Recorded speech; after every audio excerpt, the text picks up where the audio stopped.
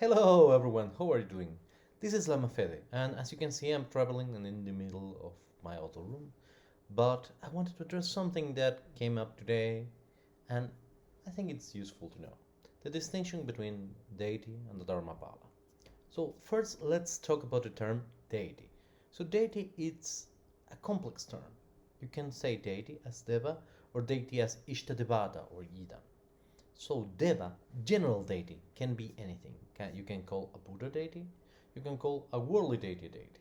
So you can have deities like Manjushri, you can have deities like Chandrasik, or you can have deities like Krishna or Jesus. One is enlightened and the other is not.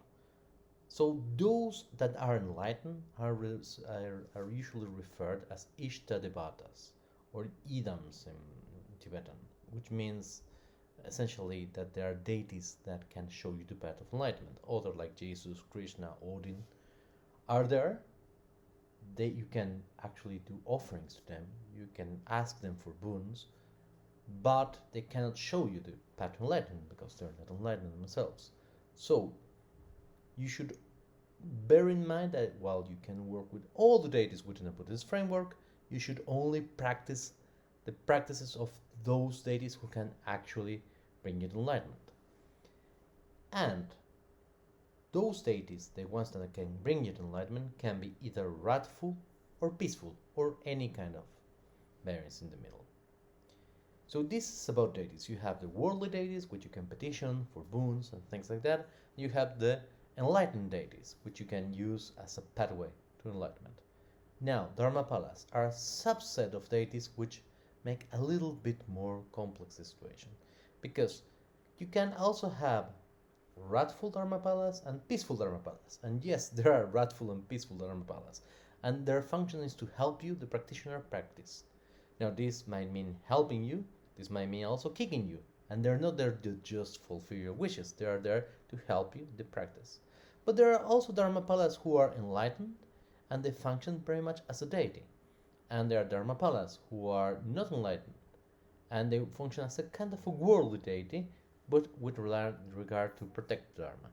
Now, worldly Dharmapalas that are outbound to the Dharma, they will try to help you, but because they're not quite there yet, you cannot do them or completely trust them. You can kind of trust them, but you have to be a little bit careful. Now, totally enlightened Dharmapalas then can often act as a deity, like Mahakala, right? You can visualize yourself as Mahakala in some practices, in some others, visualize externally, but they also can be wrathful or peaceful.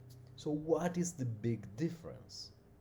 Well, usually Dharmapalas tend to be more external and to advanced practitioners, are for those people who are going to get into a relationship with a series of spirits whose function is to help them practice. And you say, hey, Lama Fede, but this sounds like something I would like to. Well, bear in mind that if your job it's detrimental to your practice, the Dharmapalas will make sure you lose it. If you are too comfortable, Dharmapalas will shake you a little bit, and so on and so on. So these are the main differences, right? My advice is relax. For now, focus on deities, if possible peaceful deities, and with time the more wrathful ones will appear. Thank you so much, and we'll keep talking. Bye bye.